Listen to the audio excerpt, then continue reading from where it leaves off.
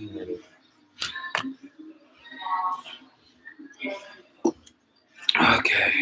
Good evening. Well, good morning in some parts of the world. Shoot.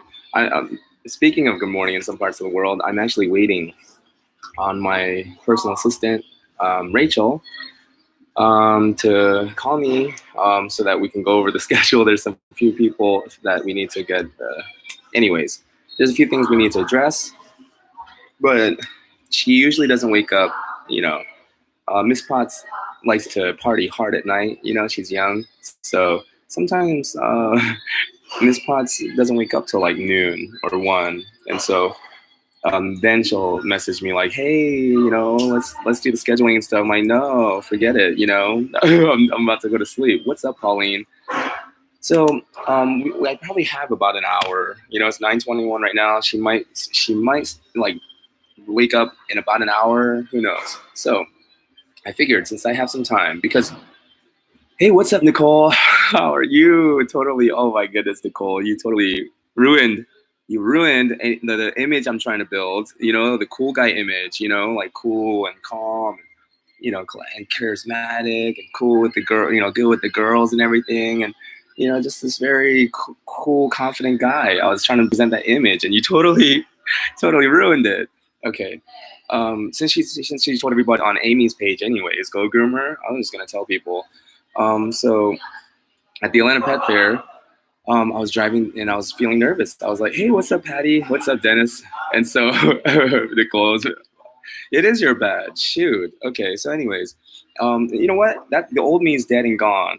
Dead and gone. Yeah. Anyways, so the old me is dead and gone. So I don't care. I'll talk about him.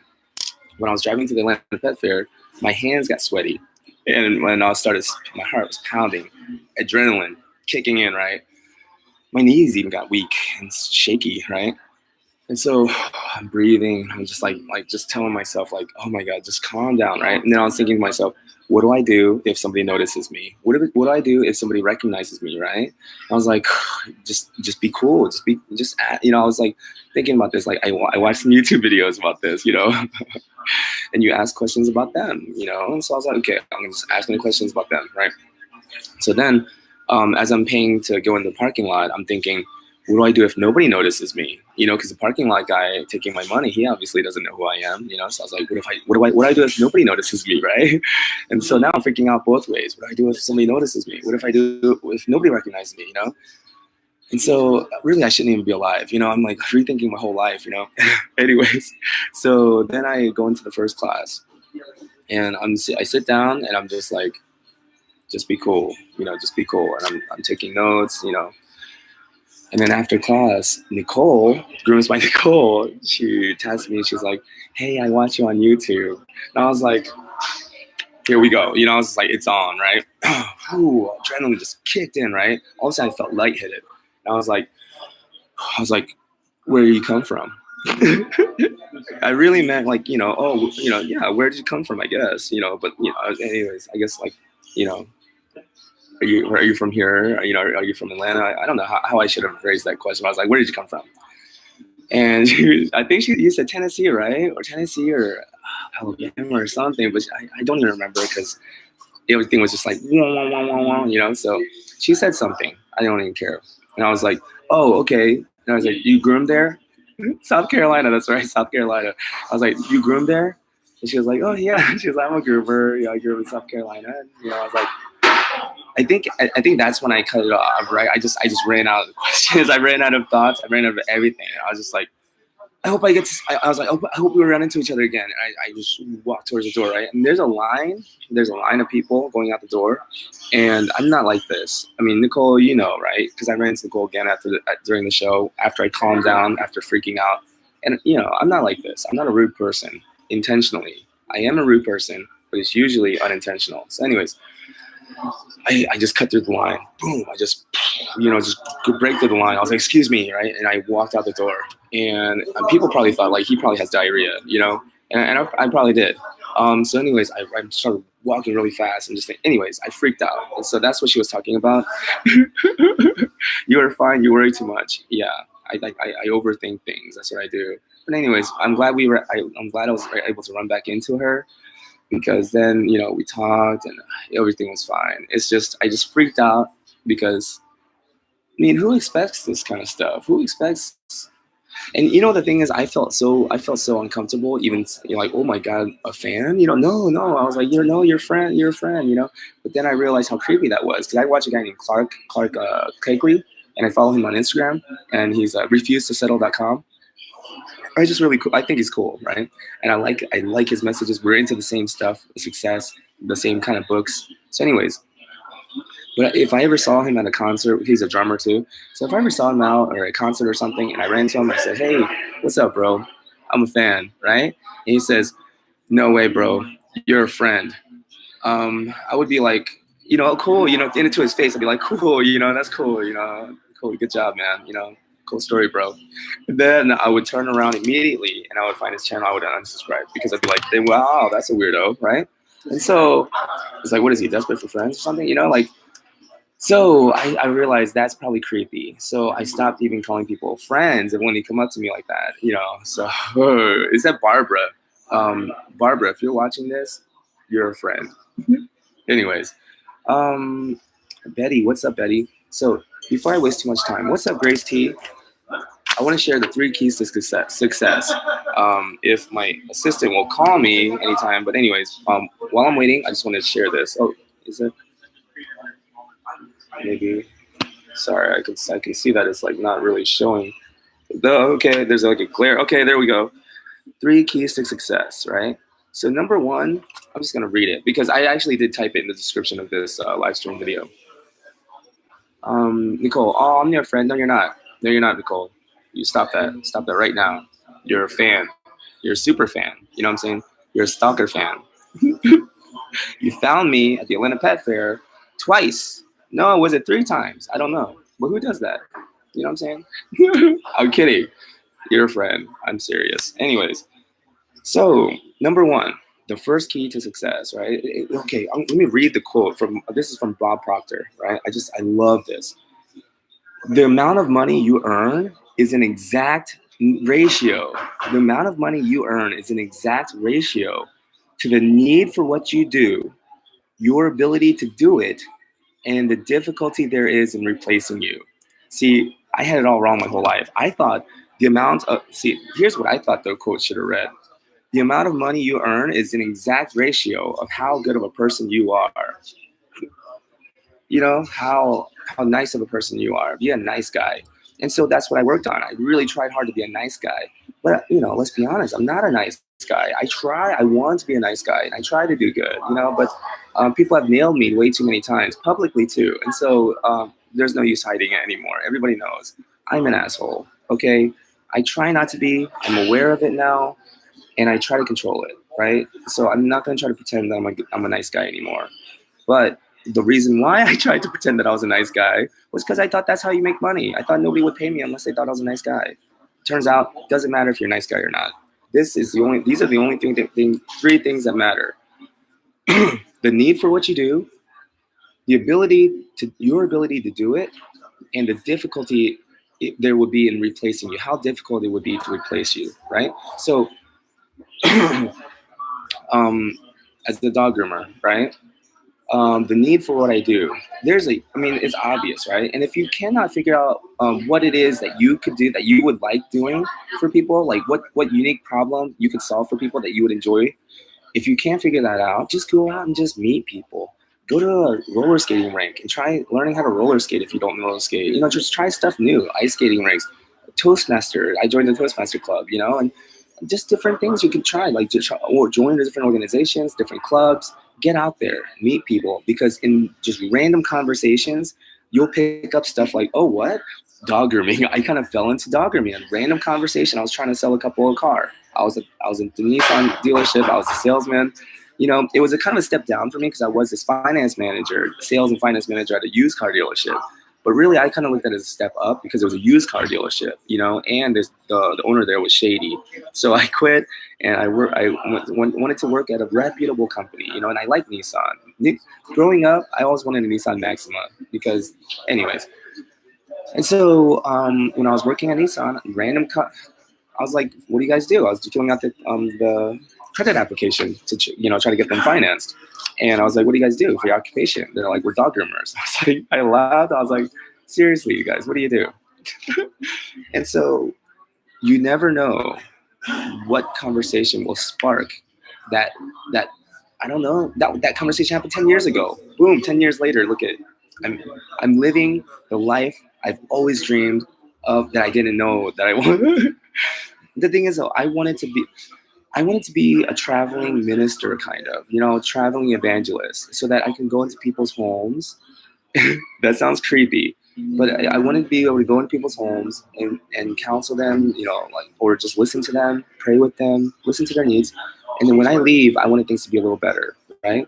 I'm doing that now. I go into people's homes, I set up, I groom their dogs. Sometimes we talk, sometimes we don't. It's okay. But when I leave, things are a little better, right? Especially if the dog's coat and everything's so fluffy.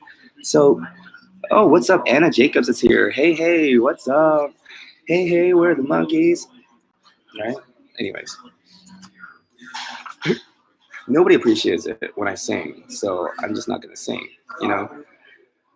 Here we go. Number one is the need for what you do. Dog grooming, there's a huge need for that.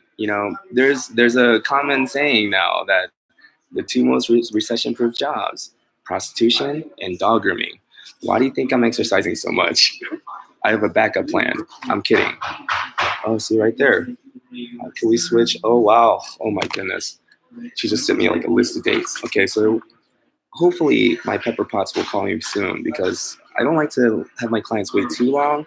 But then again, I don't want to go ahead and just do it either, because I did have that her responsibility. So, but then again, I have to supervise. I got to kind of walk her through it. It's a weird time right now. The training phase is always a weird time. Should I fire her? Should I not? Should I make? I'm just kidding. So number two is your ability to do it, right? That does not depend on anything other than yourself. Nobody outside of yourself matters.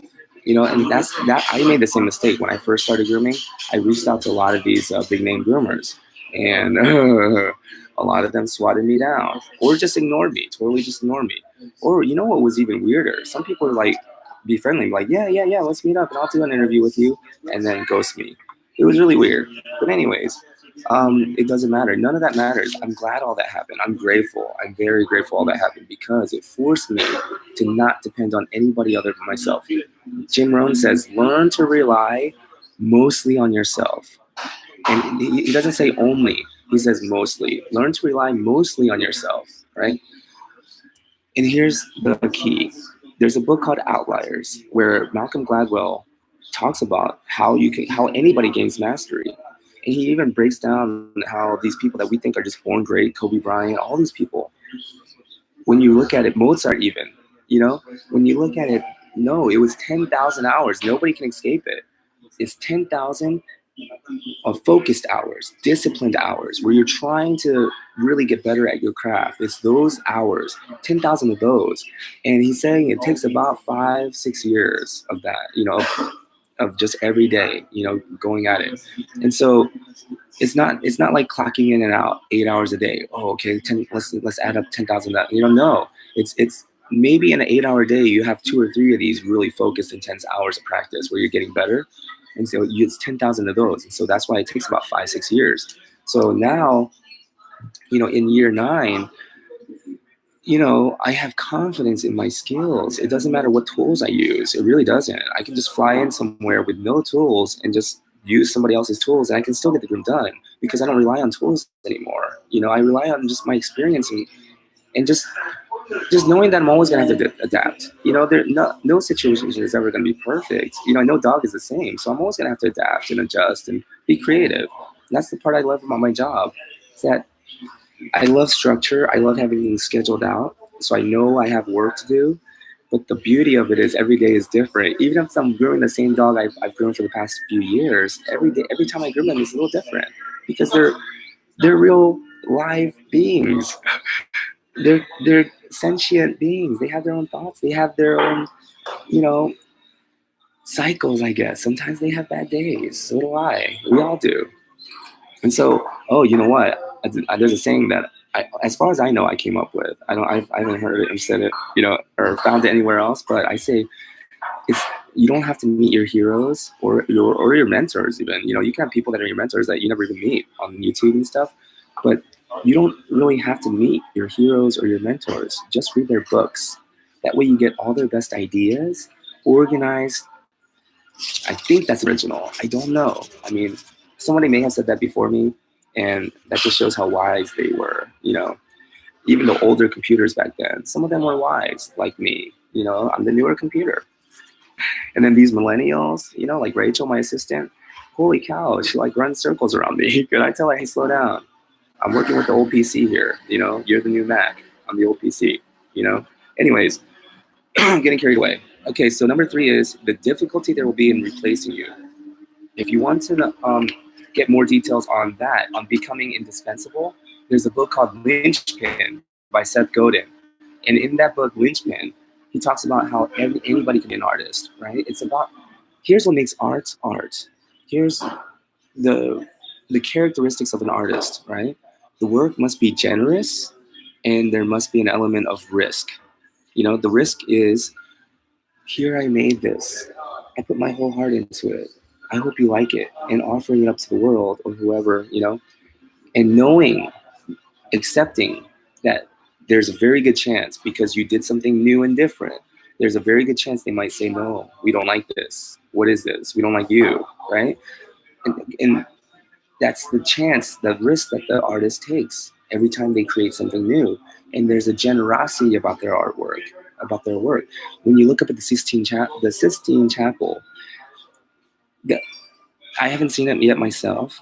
Not, I want to one day, but they say that tears come to your eyes. Robin Sharma says tears come to your eyes when you look up at the Sistine Chapel and you realize that, yeah, Michelangelo, I see why he broke his back.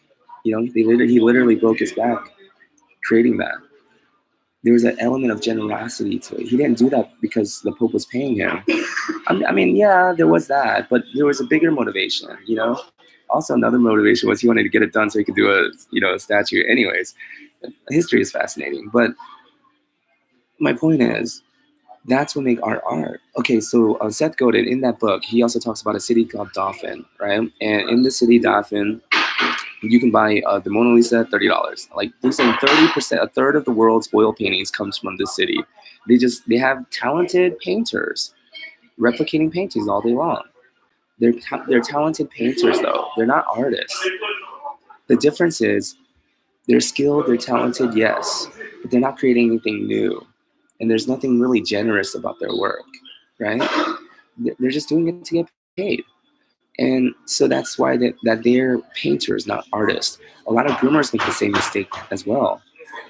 Groomers believe that we're artists because we're groomers, but not always. Sometimes you're just a groomer. You're skilled, you're talented, but you're not taking any risks. You're not trying anything new. And the work is not generous. There's not that element of generosity to it sometimes. So that's the difference. And okay, so another example that Seth Godin makes is the very first urinal, right? The men's urinal, the very first urinal that was ever made. That person installed it in a museum, right? Of all places, it was installed in a museum. The second person to install a urinal is a plumber. Get it? The first person was an artist because he created something new and it was risky. I mean, very generous to men too. We don't have to sit down anyways. So, but the second person who did it, they are a plumber because they're not creating anything. They're just doing something that they already know that works. When I sing Ed Sheeran's song "Perfect" and I sing it perfectly, I'm not creating anything new and I'm not taking any risks because I know it's a good song and it's proven that people like it. So I'm just, that's why cover bands, they're talented, they're skilled musicians, but they're not artists, right? Green Day, they were artists. Jesus of Suburbia, oh my God. What an amazing creative song. Jesus, what about Bohemian Rhapsody? Wow, these guys were artists. The people that sing their songs at concerts and stuff, they're talented musicians. That's the difference. So in order to become a linchpin, someone who is indispensable, you have to become an artist. Another good book is Leader Without a Title by Robin Sharma. I really like that book, The Leader Without a Title. And he asks, Robin Sharma is the one that asks, or says, when people watch you work, let tears come to their eyes, the way tears would come to your eyes if you looked up at the Sistine Chapel. Meaning, let your work, the way you do your work, let it be so beautiful that it moves people to tears, you know? And it's like, wow, that deep, that serious? Why not? If you're gonna do it anyways, why not do it with some flair? My favorite dog dad, what's up, David? How are you, bro? Okay, I'm getting some messages. It is not, oh, okay. It's not my assistant. Anyways, while we're on the subject of books, there's also another really good book by Malcolm Gladwell called David and Goliath. David and Goliath, oh my God, it's an amazing book, just a mind-shattering book, right? So we all know the story of David and Goliath, right? David, the underdog story, the ultimate underdog story, right? This little David, the boy David, faces the big giant Goliath, right? I was totally wrong. The whole story, I had it wrong. Turns out Goliath never stood a chance. And wow, and Malcolm Gladwell breaks down the historical facts, lays it out. I'm like, oh my God, it's so obvious. How did I see it as an underdog story this whole time? Actually, the underdog Goliath wasn't even an underdog. He stood no chance. Okay, so here's the thing. Slingers, right? Slingers, the people who used to use the sling back in the day, back in those days, they were like your artillery. I mean, they were like sharpshooters. Your snipers, pretty much.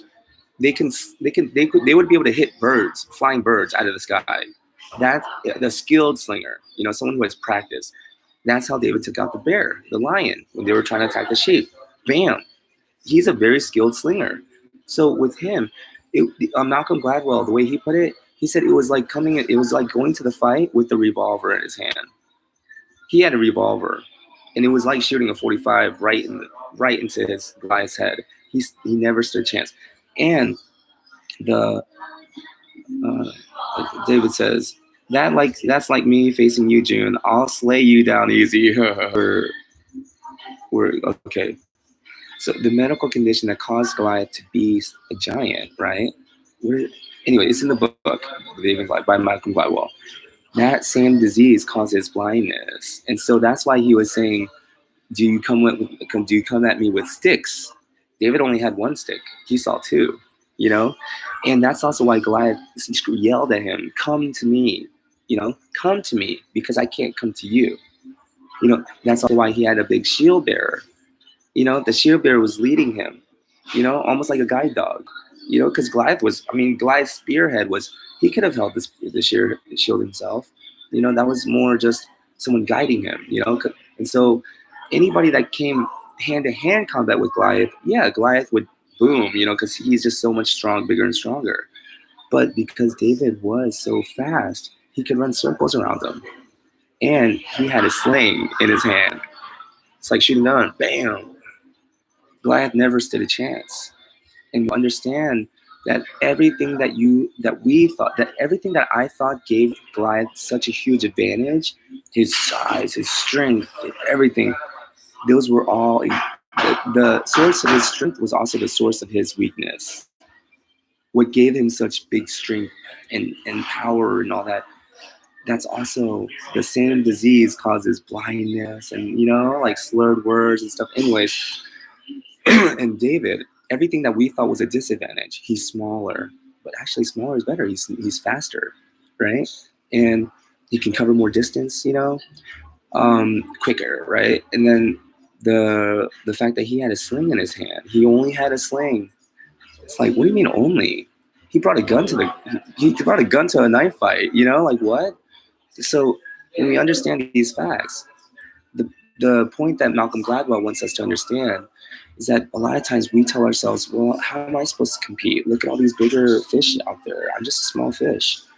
He's saying, don't look at it that way. Look at it as you're smaller, you're faster, you're quicker, and look at all the advantages you have that these in the very source of these big people, these big companies, corporations, whatever you're up against, that seems like your Goliath, that seems like your giant that's impossible to defeat. Look, reevaluate. Look at change the way you see them, because the same source of their strength, what gives them so much strength, if you look at it a little closer, you'll find that it's also the source of weakness. And so that's how a small fish can take out a big giant, just by understanding, your strengths and their weaknesses. David T says that kind of just sounds like doesn't really matter what you do. It all comes down to technique, execution, regardless of the tool you're using. Exactly. And that's what I wanted to get down to. It's like the 3 keys to success. This is all we have to focus on. We don't have to focus on impressing the right person. We don't have to focus on getting the right sponsorships or the right endorsements or the right investor or somebody to back up my business or the right partner or anything. Nothing outside ourselves matters, right? All we have to focus on is finding a unique problem that we can solve, that we would like to solve, right? So the need for what it is you do. For me, it's dog grooming, right? Number 2, your ability to do it, and so I that's all I concentrated on, seriously. And even if people would, like the other people at shops that I would work with, even if they would make fun of me, because I would finish a dog and and then I would go back over with the thinners and just kind of smooth everything out. They're like, what are you doing? You're going over the dog with thinners? You just put it down, I didn't care. I wanted every single dog that I groomed to be better than the last dog I groomed. And so and it didn't always work out, but it's okay. Whenever it didn't work out, I would just call those reset days, boom. And that just makes tomorrow easier. I just got to do better than today. And I messed up today. Ooh, caught myself. I almost said the bad word. But yeah, whenever I have a day where I just mess up, I don't feel proud of myself, I at least tell myself, at least tomorrow will be a better day. I've now lowered the bar again, kind of reset the bar. So now tomorrow will be easier. Because if you just keep doing better than you did the day before, it comes to a point where it's like, it's never a straight growth. It's these waves, waves, but it's a continual, at least here, you're still further than here, even though you've dipped, So the need for what you do, your ability to do it, right? And just always try to get better than you were the day before. And the difficulty, how difficult it would be to replace you. Those are the 3 things. All you have to worry about is those 3 things: the need for what you do, your ability to do it, and how difficult it would be to replace you. In the books that